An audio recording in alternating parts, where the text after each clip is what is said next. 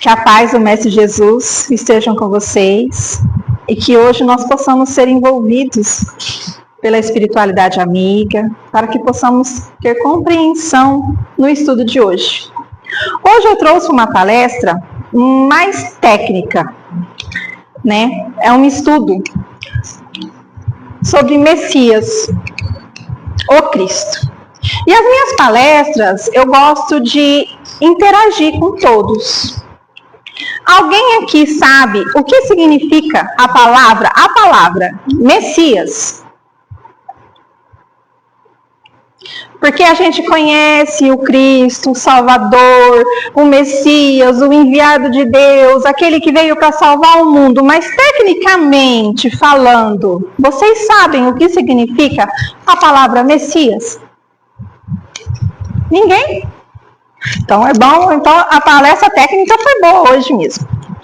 Então, Messias, ou Cristo, é um espírito de ordem superior. Isso todo mundo já sabe, né? A palavra em si, ela é hebraica e ela significa ungido. Esse é o significado da palavra Messias em hebraico. Ungido. Esses espíritos superiores, né? Esse enviado de Deus, ele veio para esse planeta encarregado de trazer para nós ensinamentos morais e espirituais, essenciais para a nossa evolução humana. Kardec, na Revista Espírita de fevereiro de 1868, né, numa reunião que ele teve, porque ele fez todas as codificações, os livros, e também fez a revista, que a gente encontra na internet, encontra impressa também em outros lugares. Numa reunião ele perguntou qual que era o significado de Messias para os espíritos. E eles responderam: seres superiores chegados ao mais alto grau de hierarquia, ou seja, de evolução. Chegado à perfeição, que o torna doravante, infalíveis acima da fraqueza humana. Ou seja, o que significa doravante? Ele não vai mais voltar. Mesmo encarnado, como Cristo foi, como ele se diminuiu por 1000 anos para caber naquele corpinho, ele nasceu numa manjedoura, ele tem todo aquele processo que nós já conhecemos, que ele veio com essa missão de trazer para nós essa simplicidade, esse amor de Deus, né? Que todo mundo achou que ia nascer um rei imponente, aí vem ele, nasce numa manjedoura simples. Então ele não vai voltar mais. Mesmo encarnado num corpo físico, cheio de pecado, humano, onde o corpo, ele mantém muito mais as vontades físicas do que as espirituais, ele não regride. Por isso que Jesus foi tentado várias vezes e ele não caiu em tentação. Porque ele é um ser superior. Mesmo encarnado, ele não manteve os defeitos que nós humanos temos, né? As nossas fraquezas. Eles são admitidos no conselho do mais alto e recebem diretamente suas missões do Altíssimo. Então, os Messias, quando eles chegam, né, nesse grau de evolução, eles são admitidos no mais alto. Eles estão lado a lado com Deus, com o Ser Supremo. Né? Quando eles chegam nessa evolução superior, que é o destino de todos nós. Então, essas missões são dadas aos Messias, né? Os ungidos, os evoluídos. Porque imagina nós, seres fraquejados, fracos, ainda em pecado, receber uma missão dessa. Não ia dar certo, né? Então, eles estão encarregados a vir aqui e cumprir, né, essas missões. Eles são verdadeiros representantes da divindade, no qual tem o pensamento conectado direto com Deus Supremo.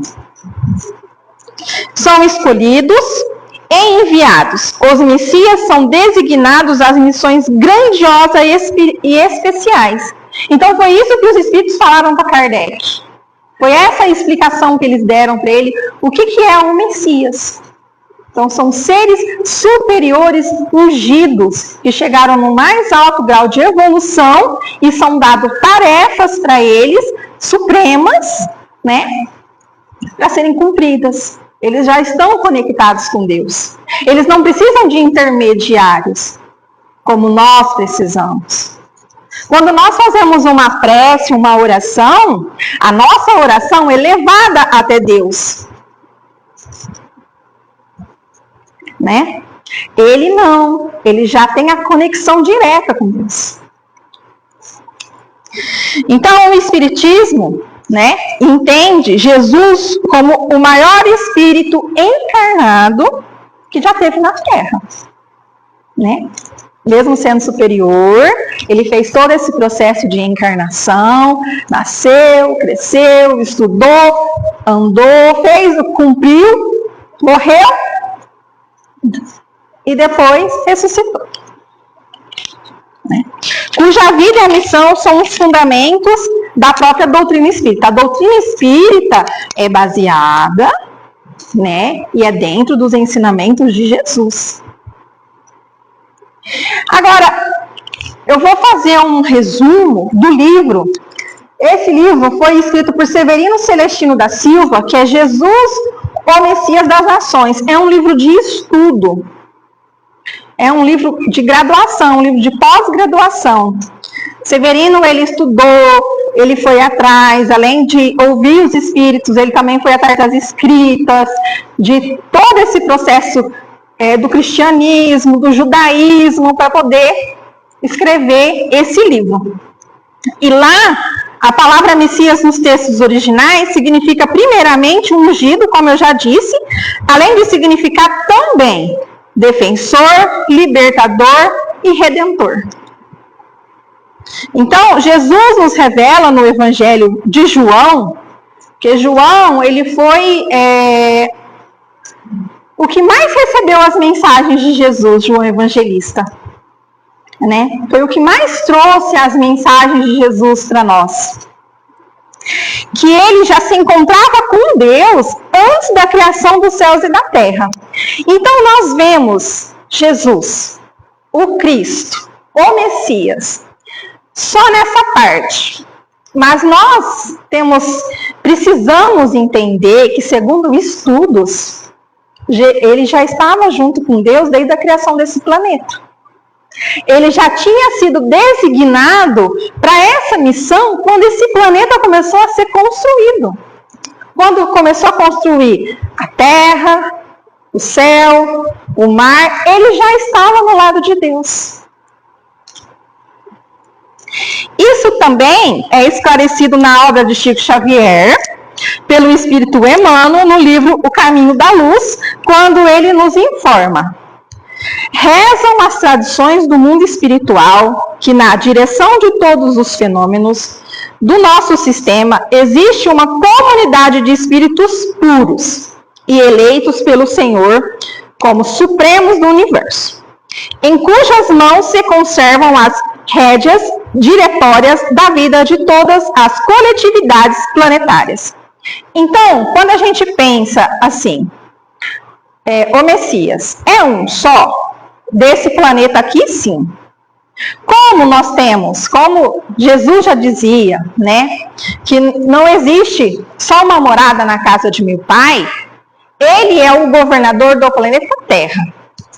Do planeta Terra, desse planeta Escola, desse planeta de regeneração. Mas existem outros Messias que são governadores de outro planeta. Né? Do nosso planeta é Jesus. Mas existem outros que são governadores de outros planetas. E isso Emmanuel fala para nós no livro O Caminho da Luz, através de Chico Xavier. Jesus, com seu infinito amor por nós, tomou todas as providências para que pudéssemos ser recebidos, assistidos e em qualquer região ou local do planeta Terra. Então, quando Deus começou a criar esse planeta, Jesus já estava aqui com ele, cuidando de cada detalhe. Isso há milhões de anos. João afirma que no princípio, isso está na Bíblia, que no princípio existia o Verbo e o Verbo estava com Deus. E o Verbo possuía plena e total comunhão com Deus. No princípio, todas as coisas foram feitas por ele, e nada do que foi feito sem ele. Então, toda a construção, desde a vegetação, desde a pequena bactéria, tudo, Jesus estava com Deus, porque ele ia ser o governador desse planeta. Ele já tinha dado essa missão para Jesus, de nos instruir. Só que tudo começa lá no princípio, com a construção, né, da terra, da água, o planeta que foi construído em 7 dias, e Jesus já estava lá. Esse prólogo pode ser considerado o mais importante documento que se conhece sobre o relacionamento de Jesus com Deus. Está na própria Bíblia, só que às vezes nós não conseguimos interpretar, porque ainda não temos condições intelectuais para isso.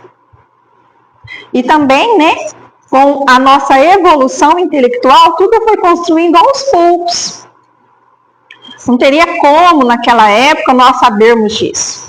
Então, depois de 2000 e poucos anos, é que nós fomos saber que Jesus já estava aqui desde os primórdios. Aqui pode ser entendido o porquê Jesus afirma que ele e Deus são únicos, são um só. Eu e o Pai somos um. Está escrito lá em João, capítulo 10, versículo 30. Eu e o Pai somos um. Porque ele recebe do Pai diretamente. Ele estava aqui junto com ele quando tudo foi feito. Tudo foi preparado para a nossa existência. Para nós chegarmos aqui hoje, está nessa palestra. E depois da ressurreição de Jesus, João recebe dele a grande inspiração mediúnica para nos esclarecer sobre o acontecimento do momento da criação, onde Jesus e Deus prepara a criação do nosso planeta. E nesse livro fala como tudo foi criado, como tudo foi planejado, preparado para que o planeta pudesse evoluir. É um livro bem técnico, um livro de estudo mesmo, que tira a gente daquele pensamento que Jesus só veio aqui, andou entre nós, ensinou qual era o caminho e foi embora. Não. Ele esteve aqui desde sempre. As diversas espécies que viriam a ser criadas foram codificadas geneticamente pela força amorosa e espiritual do Cristo. Então, ele estava em todos, ele está em todos nós, né? Lá em Gênesis, fala, né?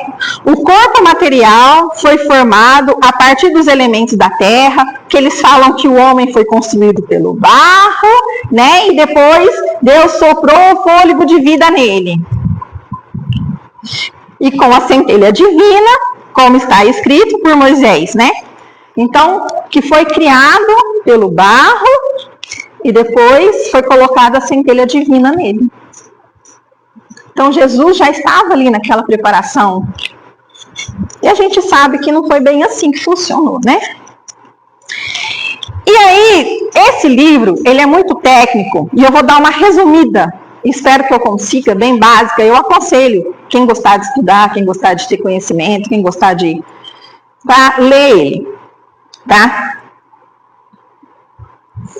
Esse vídeo ele fala, né, de Jesus, da vida de Jesus, do amor de Jesus por nós, desse compromisso que ele fez, dessa missão que ele recebeu, né?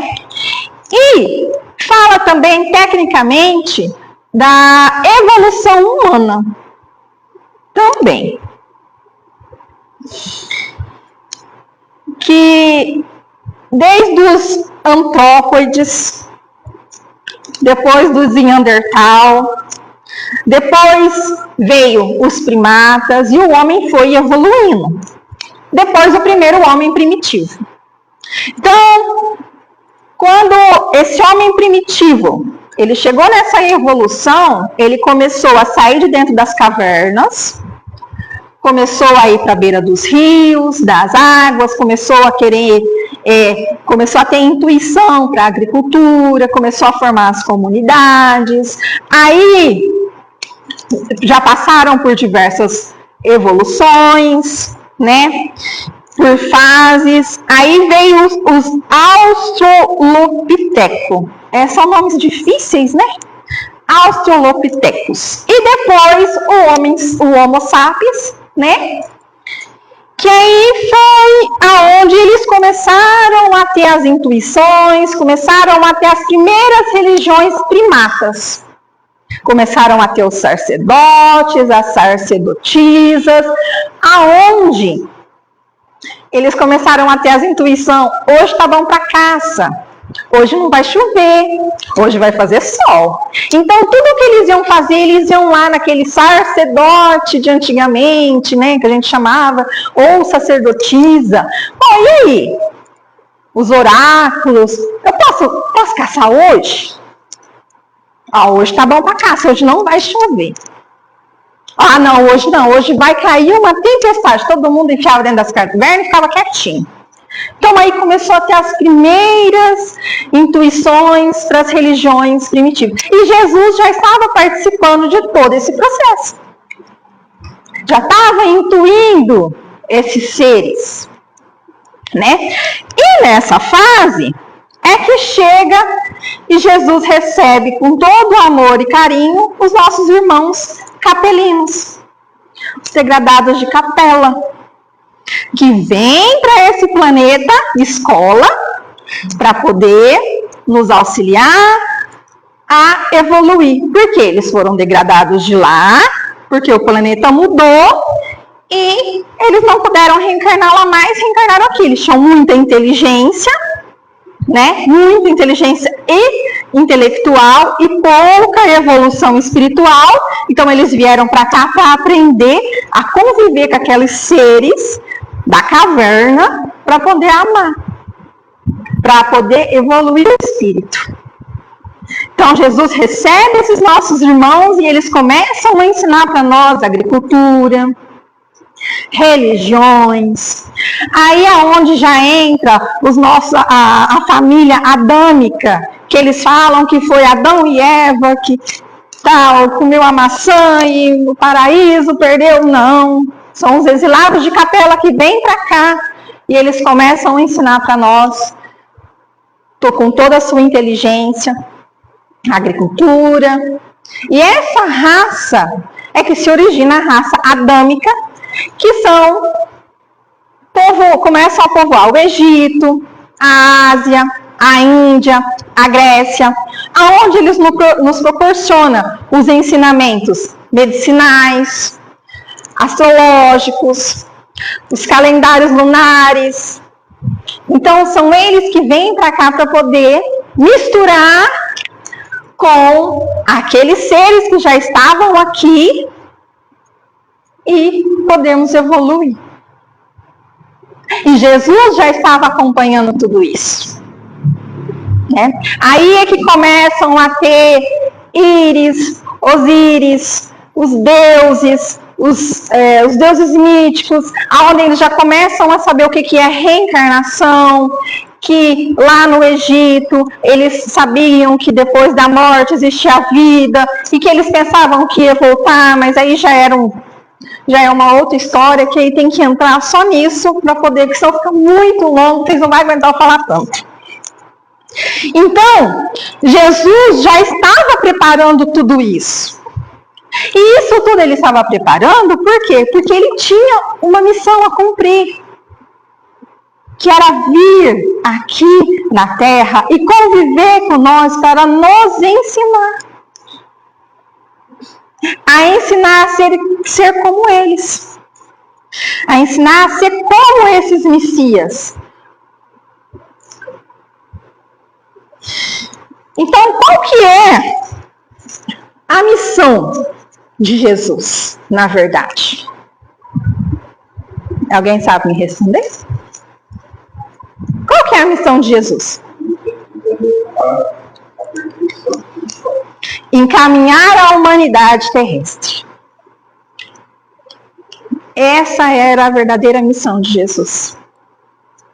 Então, toda essa preparação que antecipou a vinda dele, tudo que foi colocado ao redor do seu nascimento, Maria, José, todos esses espíritos foram preparados antecipadamente para vir cumprir essa missão. Né? A missão do Cristo é encaminhar a humanidade terrestre ao bem, disponibilizando condições para que o ser humano evolua em conhecimento e em moralidade. Por que os exilados de Capela vieram para cá? Porque eles tinham muita evolução em conhecimento intelectual e pouca evolução moral. É por isso que vieram para cá conviver com nós junto nas cavernas, para aprender a amar o seu próximo. Aí depois eles voltaram. Eu acho que alguns ainda estão por aqui. Devem estar ainda. Mas depois eles voltaram. Né? Porque Capela hoje é um dos mundos evoluídos. Assim como nós seremos também. Esse é o destino da Terra.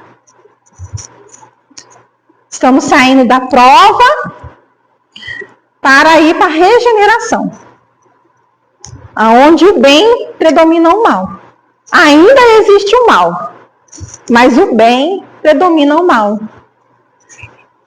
Quando falam o bem predomina o mal, é o bem que predomina em nós. Nós temos muito mais tendência a fazer o bem do que fazer o mal. Ainda existe, sim. Se não existir, como que nós vamos evoluir? Né? Mas aqueles que não têm tendência ao bem nenhum, não vão reencarnar mais na Terra. É a última oportunidade dos que estão aqui. Aqui agora só vai reencarnar aqueles que têm mais tendência ao bem. Então, Jesus nos ensinou o perdão lá na Bíblia, em Mateus, capítulo 5, versículo 7, ele fala: bem-aventurados os que são misericordiosos, porque obterão a misericórdia. Ele veio nos ensinar o perdão. Ele nos ensinou a fé. Em Mateus 17, 14, se tiveres a fé do tamanho de um grão de mostarda, seria possível mover montanha. Veio nos ensinar a oração. Tu, porém, quando orares, entra no teu quarto e fecha a porta. Orais ao teu pai que estás em secreto, e teu pai que vê o secreto te recompensará. Em Mateus, versículo 6. Ele nos ensinou e simplificou os mandamentos de Moisés, que antecedeu a sua vinda também. Foi um que preparou a vinda do Messias. Né? Todos aqueles que vieram antes deles prepararam a vinda deles. E não foi só aqui. O Brasil ele conheceu depois, né, a Jesus. Graças a Paulo de Tarso e todo o seu movimento. Porque, como ele disse, ele veio para preparar para todos os campos do planeta. né? Mas na Índia, né? Lá no Japão, na China, na Grécia, no Egito, então todos já sabiam que ia vir esse ser iluminado, que iria nos ensinar, que vinha trazer, que ia ser o nosso modelo e guia, né? Ele simplificou os mandamentos, né, em 2, que é amar a Deus sobre todas as coisas e ao próximo como a ti mesmo.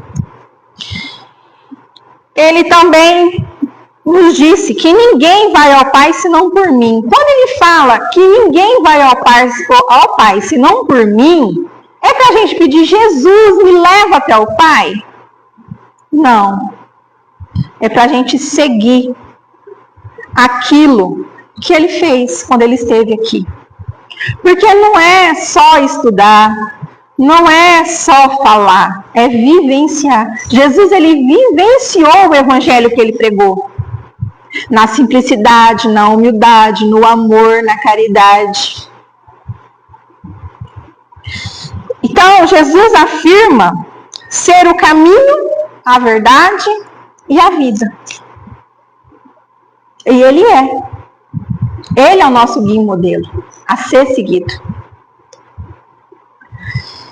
Então, o significado da frase: o caminho.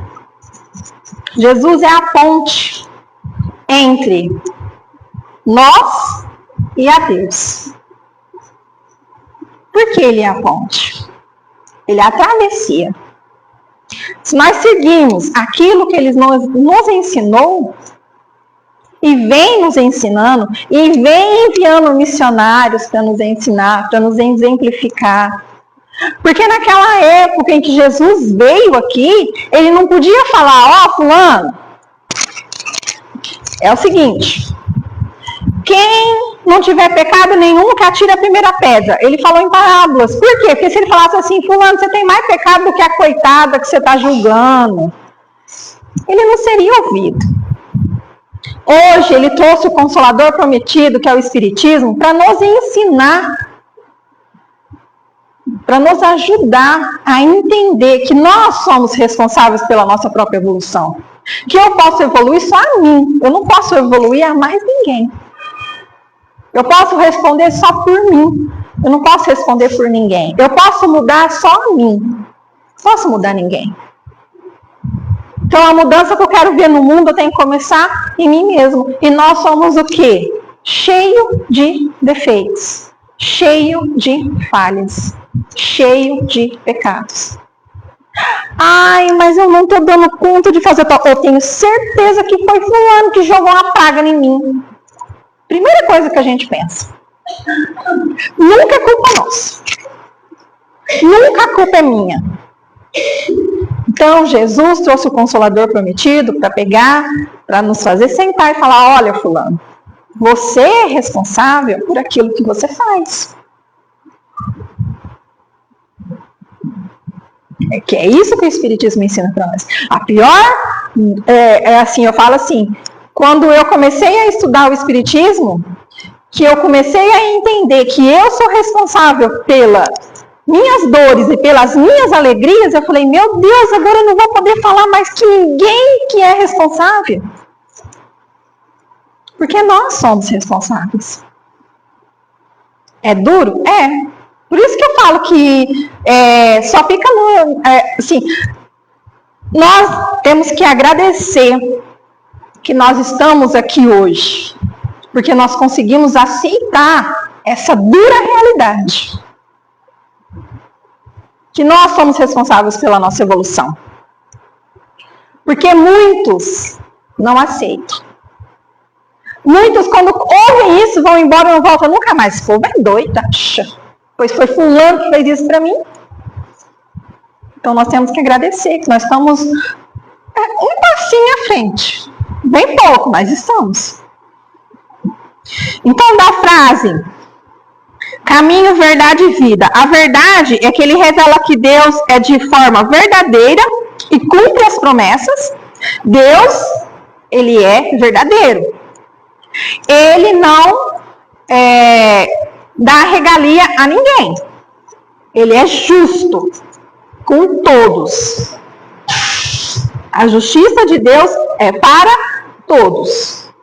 Se você não conseguiu cumprir nessa encarnação, você vai cumprir na próxima. Mas você vai pagar pelos seus erros, pelas suas falhas. O Espiritismo nos ensina isso. Não é rezar 10 Pai Nosso, 10 Ave Maria, uma Salve Rainha, pronto, você está livre do seu pecado. Não. Não, meu filho. Não é bem assim que funciona. Você vai verdadeiramente responder pelos seus erros.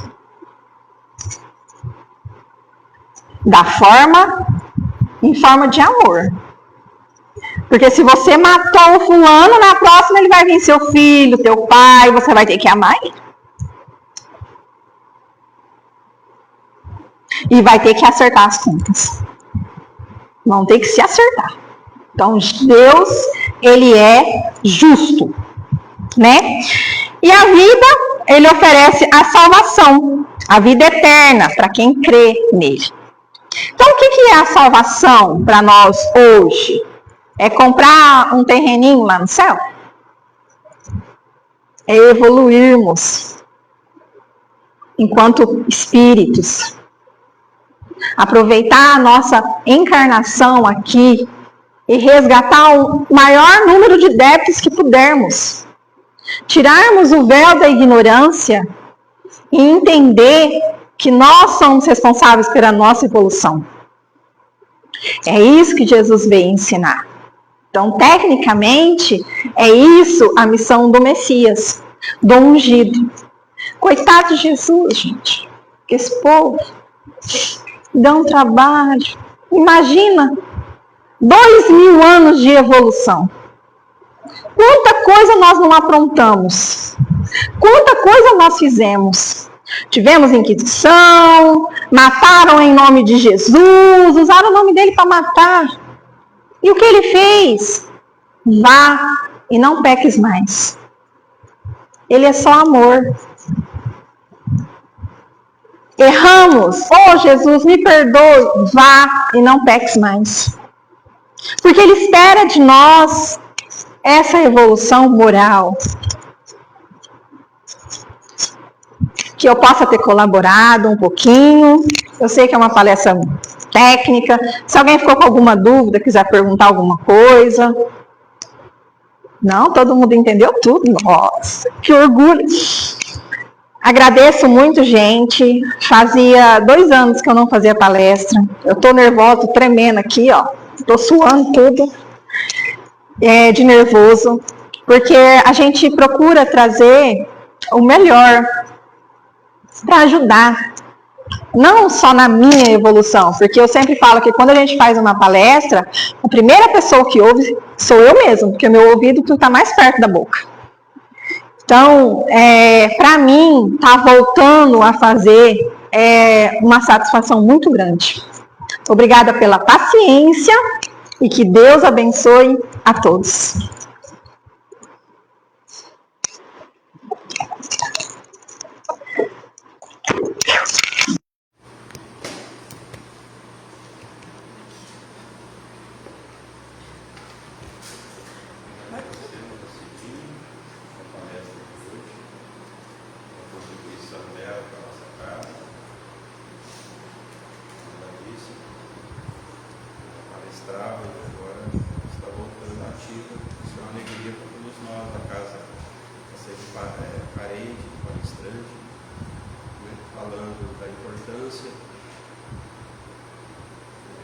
Da missão de Jesus perante todos nós, na condição do enviado de Deus, e recebeu sobre a sua tutela essa quantidade imensa de espíritos atormentados, que somos nós, prometendo a Deus que nenhum se perderia e que Ele levaria todos nós à perfeição, até o fim dos tempos.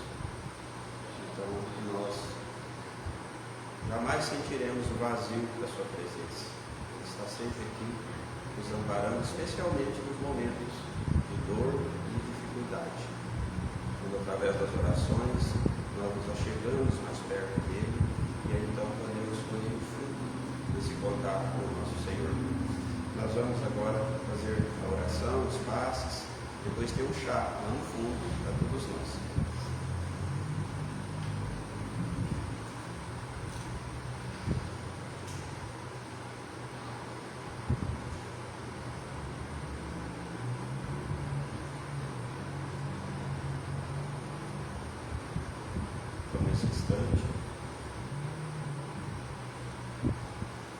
O amor de Jesus inunda todo esse ambiente, envolvendo a cada um dos irmãos que aqui se encontram na noite de hoje, no plano físico, no plano espiritual. Todos, nesse instante, estão imersos nessa energia de amor, assessorado pela nossa Mãe Santíssima e pelos bons Espíritos, transmitindo os fluidos que todos nós necessitamos para nos equilibrar física e espiritualmente. Nessa noite alegre de palestra, nós gostaríamos de envolver os nossos irmãos doentes, para que eles também sejam envolvidos nessa energia de amor que emana desse ambiente, que essa energia de amor vá em auxílio de cada um deles, atuando na dor, no sofrimento, no alívio que eles tanto necessitam, para que eles, nesse instante, se sintam abençoados pela energia de amor de Jesus, transmitindo a eles a fé que fracassa em todos nós no momento de dor e dificuldade, para que eles possam aproveitar do auxílio incessante dos benfeitores espirituais que trabalham dia e noite, estancando a dor e o sofrimento. Que a paz e o amor do nosso Senhor esteja sempre conosco, nos amparando e nos protegendo.